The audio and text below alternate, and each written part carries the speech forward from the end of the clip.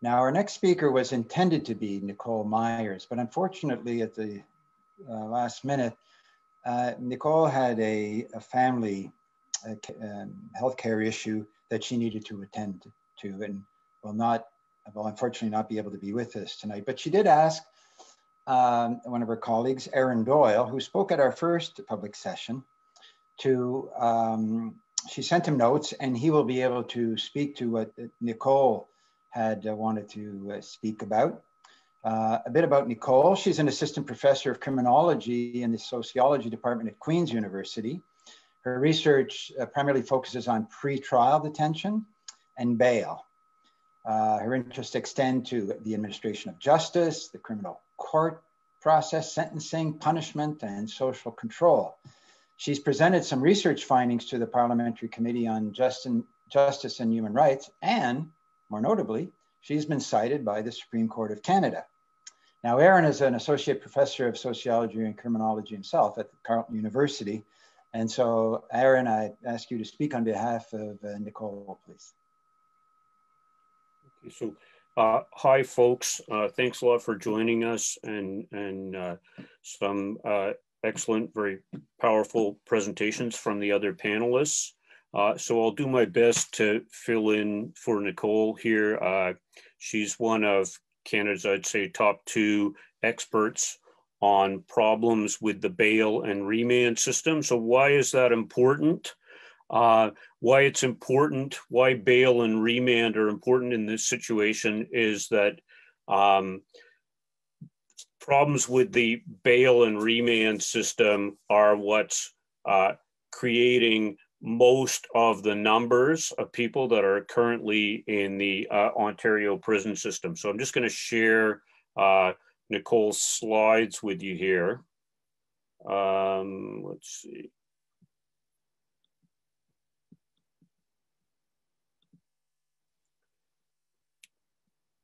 So yeah, here we have a graph showing a breakdown of people that are locked up in Canadian prisons and the trends from 1979 to 2018. And what you see is that the overall rate of incarceration is pretty flat, but the number of people actually serving prison sentences has gone way down. That's the orange line, which is a happy story. Official crime rates have gone down, and so people serving prison sentences have gone down. But now most of the people in the system are people who are just on bail or on remand, which means they're locked up before their trial, so just awaiting their day in court. So this is for Canada, and it's the same situation in Ontario, as you can see here, perhaps even more dramatically.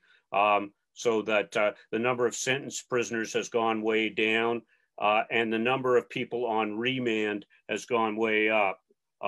So in 2018, 2019, there was about 7,500 people in Ontario's provincial jails on any given day, but only 2,000 of those 7,500 people were actually serving prison sentences. So our jails don't hold sentenced people.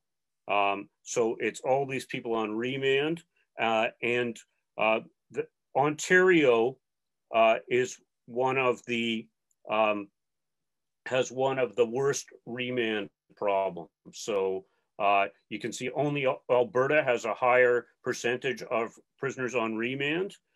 So we have 71% of our prisoners in Ontario are on remand, and the number of prisoners on remand has nearly quadrupled in the last 30 years. And what's going on is that the early stages of the criminal process aren't working how they're supposed to work. So the system's made it more and more difficult for people to get bail.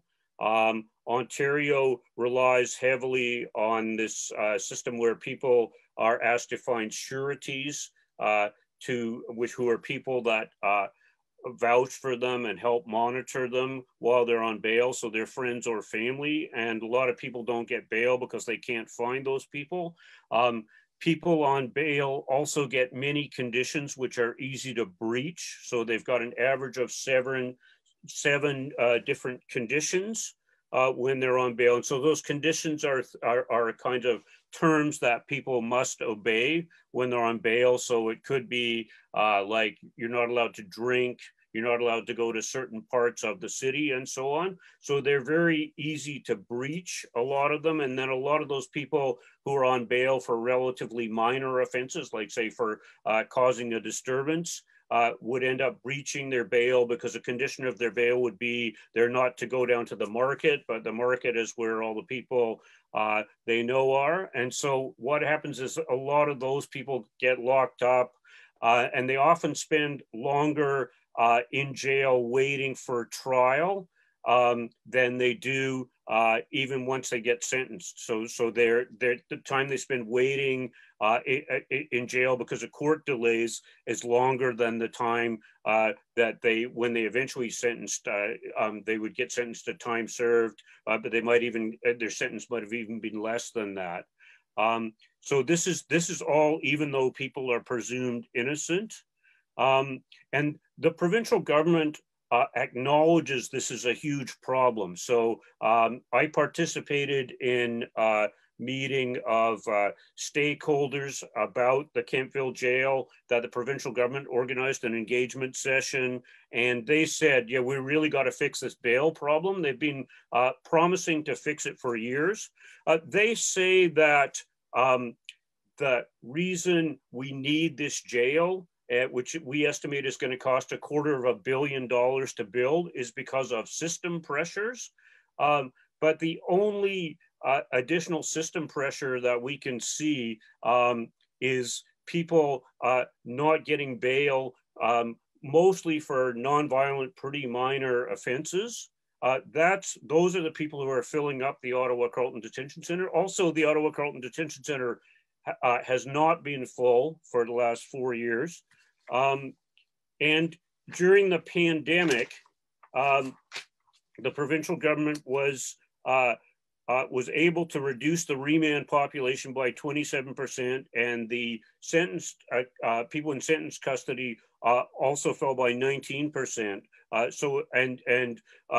There were not a lot of reported problems associated with reducing the prison population. It didn't seem to have any kind of harmful effects. And we've been hearing tonight that, you know, most people in prison are there for nonviolent offenses, and they're in this very kind of harmful environment, which it is very damaging for them and their loved ones. So all the province needs to do is fix this bail problem. And Nicole has offered a series of suggestions. In her work, she's itemized this at great length. So her and Abby Deschman from the Civil Liberties Association wrote this excellent report called Set Up to Fail. And so that details problems we can use to, that details reforms to the bail system, which would dramatically cut back on this problem of the remand population exploding.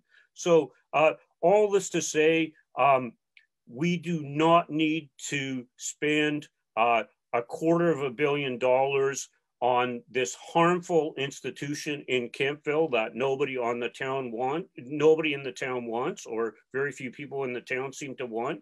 And instead, we could tackle problems with the bail system. Thank you.